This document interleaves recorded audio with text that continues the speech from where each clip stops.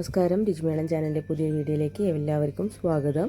എല്ലാവർക്കും പൊങ്കൽ ആശംസകൾ. അപ്പോൾ ഇന്ന് ഞാൻ വന്നിരിക്കുന്ന ഒരു ചക്കര പൊങ്കലിൻ്റെ റെസിപ്പി ആയിട്ടാണ് കേട്ടോ. അപ്പോൾ എങ്ങനെ ഉണ്ടാക്കണമെന്ന് നോക്കിയാലോ. അപ്പോൾ ആദ്യം തന്നെ ഒരു കപ്പ് പച്ചരി എടുക്കുന്നുണ്ട് കേട്ടോ. ഞാൻ പച്ചരി വെച്ചിട്ടാണ് ഞാൻ പൊങ്കൽ ഉണ്ടാക്കുന്നത്. അപ്പോൾ പച്ചരി എടുത്ത് അത് നന്നായിട്ടൊന്ന് കഴുകിയെടുക്കണേ. അപ്പോൾ കഴുകിയെടുത്തതിന് ശേഷം ഇതുപോലെ ഒരു കുക്കറിലാണ് ഞാനത് ജസ്റ്റ് ഒന്ന് വേവിച്ചെടുക്കുന്നത്. ഒരു 3/4% വേവാവണ സമയത്ത് നമുക്ക് അത് മാറ്റി വയ്ക്കാം. അപ്പോൾ ആദ്യം തന്നെ അരി കഴുകിയിട്ട് കുക്കറിലേക്ക് ഇട്ട് കൊടുക്കുന്നുണ്ട് കേട്ടോ. വിസിലടിപ്പിക്കൊന്നും വേണ്ട, ജസ്റ്റ് ഒന്ന് വേവിച്ചാൽ മതി. അപ്പോൾ ഒരു ഗ്ലാസ് അരി ഞാൻ കഴുകിയിട്ട് കൊടുത്തതിലേക്ക് 2 ഗ്ലാസ് അതേ കപ്പിന് 2 കപ്പ് വെള്ളം ഒഴിച്ചിട്ടാണ് വേവിച്ചെടുക്കുന്നത്. ഗ്ലാസ് അല്ല കേട്ടോ, കപ്പാണ്, ഒന്ന് മാറിപ്പോയതാണ്.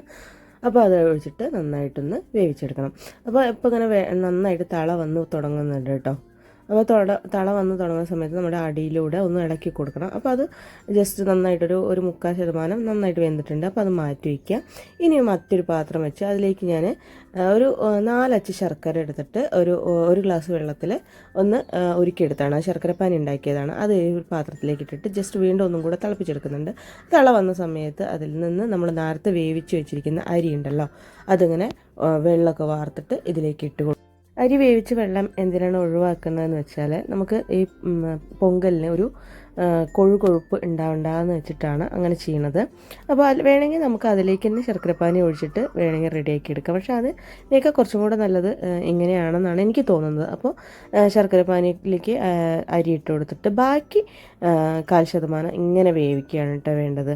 അപ്പോൾ ഇങ്ങനെ നന്നായിട്ട് വേവിക്കുന്ന സമയത്ത് അതിലേക്കൊരു പിഞ്ച് ഉപ്പ് ചേർത്ത് കൊടുക്കുന്നുണ്ട്. മധുരം ഒന്ന് ബാലൻസ് ചെയ്യാൻ വേണ്ടിയിട്ട് മാത്രമാണ് കേട്ടോ. അങ്ങനെ അത് നന്നായിട്ടൊന്ന് വെട്ടി തിളച്ച് വരട്ടെ.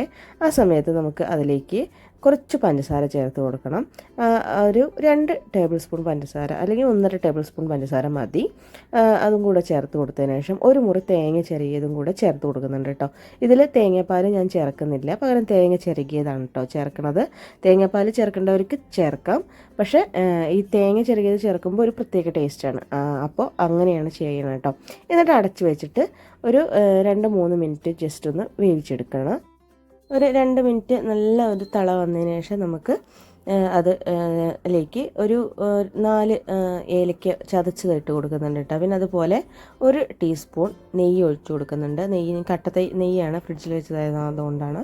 എന്നിട്ട് നമുക്ക് നന്നായിട്ടൊന്ന് മിക്സ് ചെയ്തിട്ട് ഒന്ന് മാറ്റി വയ്ക്കാം.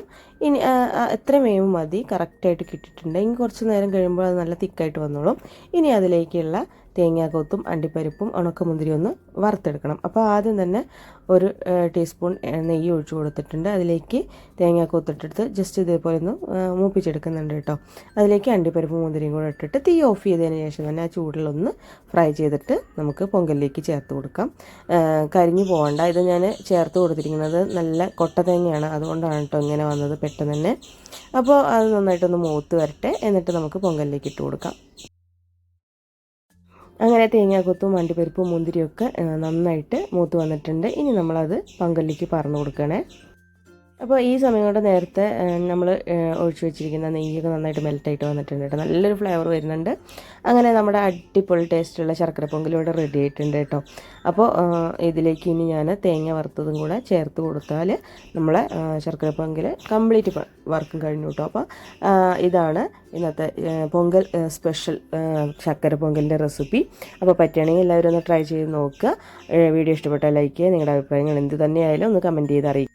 വീഡിയോ ഒന്ന് ഷെയർ ചെയ്ത് കൂടെ സപ്പോർട്ട് ചെയ്യുക. ചാനൽ ഇതുവരെ സബ്സ്ക്രൈബ് ചെയ്യാത്തവരുണ്ടെങ്കിൽ ചാനൽ കൂടെ ഒന്ന് സബ്സ്ക്രൈബ് ചെയ്ത് സപ്പോർട്ട് ചെയ്യണേ. അപ്പോൾ അടുത്ത വീഡിയോയിൽ മറ്റൊരു റെസിപ്പി ആയിട്ട് നമുക്ക് വീണ്ടും കാണാം.